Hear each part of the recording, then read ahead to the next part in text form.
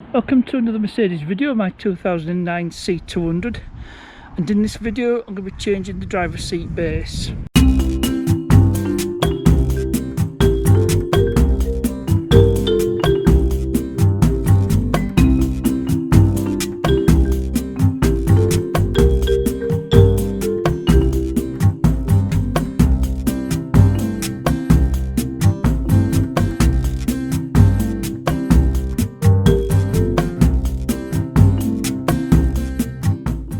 So, as you may know, this car has 217,422 miles on the clock, and every single one of those miles has been done with somebody sitting in this seat, and unfortunately it shows. So the focus of this particular video is to change out the driver's seat base. Now, I could have done one of several things to sort this out. I could have either sent it to an upholsterer who would have replaced maybe this section, because that's the only bit that's damaged. Rest of the seat base is alright. That's one option. Change the entire driver's seat, because there's a bit of damage there, you know, on the bolster. But that's not the focus of this video. And another option, just change the cover on the base, because the base can be removed, and I could change the cover out. I mean, that's an option. I've got a replacement seat base, or just change the seat base, which I think is going to be the easiest and probably the most cost-effective method. I mean, I still have the option of just changing the cover over, which saves me messing with the electric. So I'll just see how far that goes. But these bases, they're held on with a couple of T30 screws, and it should be just a matter of lifting them out. So I'll just set you guys down. I don't know how well you're going to see this, so apologies. It's a couple of T30 screws, hence the T30 Torx bit on my 1/4 inch ratchet. I didn't think I'd have enough room with 3/8, so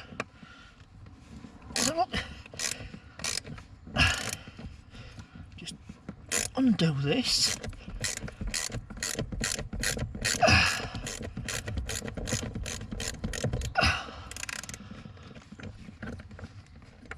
So there's a couple of T30 screws, and it looks like that's been Loctited in. I think I should be able to change this out without having to remove the seat. Just get this other screw out.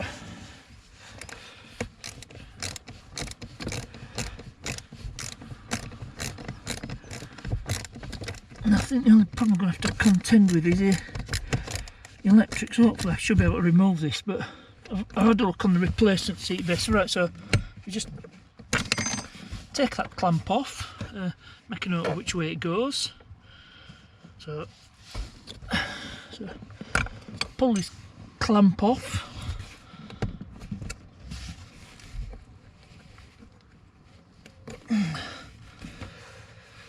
Let's have a look. I should have known it wasn't going to be straightforward. I should have brought some of my small screwdrivers, because I think I'm going to need them. But let's see.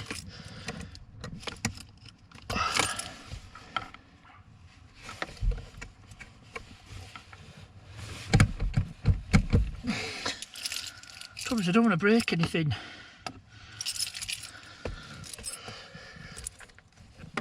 So I'll get myself some small screwdrivers and I'll carry on. So I'm back with a small screwdriver set there. Just leave the bottom half of that clip off. And I need to change these over to replacement seat base, so this should lift out. And it does. Oh, so that were quite easy. Not really a problem. So there we go. That's lifted straight out. So I'll just open the boot, because that's where I put the replacement base. Here's my replacement base. and for some reason this has some extra electricals. I wonder if it's a heated rear seat, because that base, it just lifted straight out. Now if we just compare the two side by side, you can see the fabric's pretty much the same. Probably a bit dirty, that's why it looks a bit different, but this one's definitely in better condition, and I don't think I need to worry about these cables. I thought we were going to have to mess around with cables, but no, it appears not. But I'll have a think about what I need to do. It should just fit straight, and I need to transfer these over to here.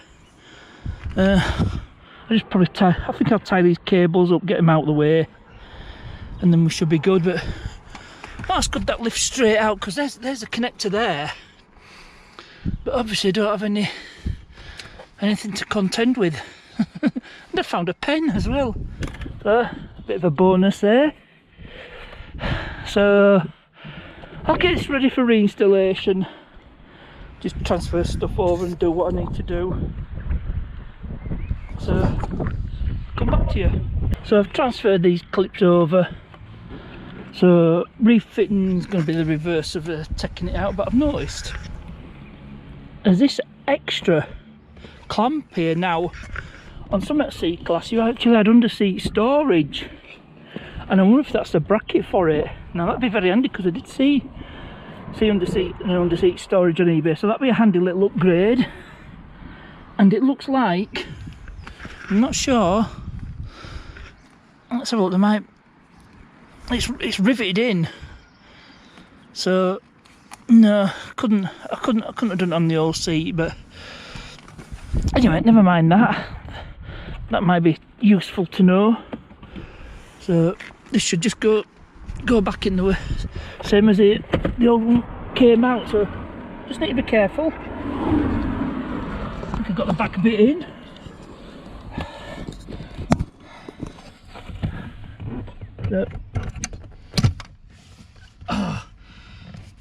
And this is broken off, which I'm not happy with, but should be able to clamp it all together. It's not what I was wanting, but I should be able to clamp it. That was a bit of a fail on my part, but there we go. Should still be able to clamp it. There we go, yep.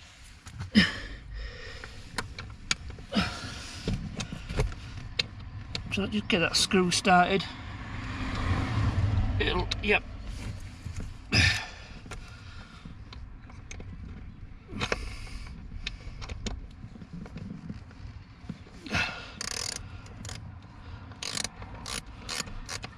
Yep, that's held in. And then just slot in this next clamp.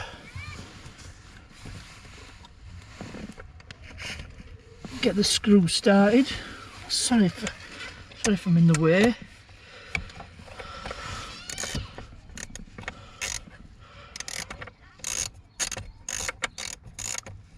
So yep, that's all started.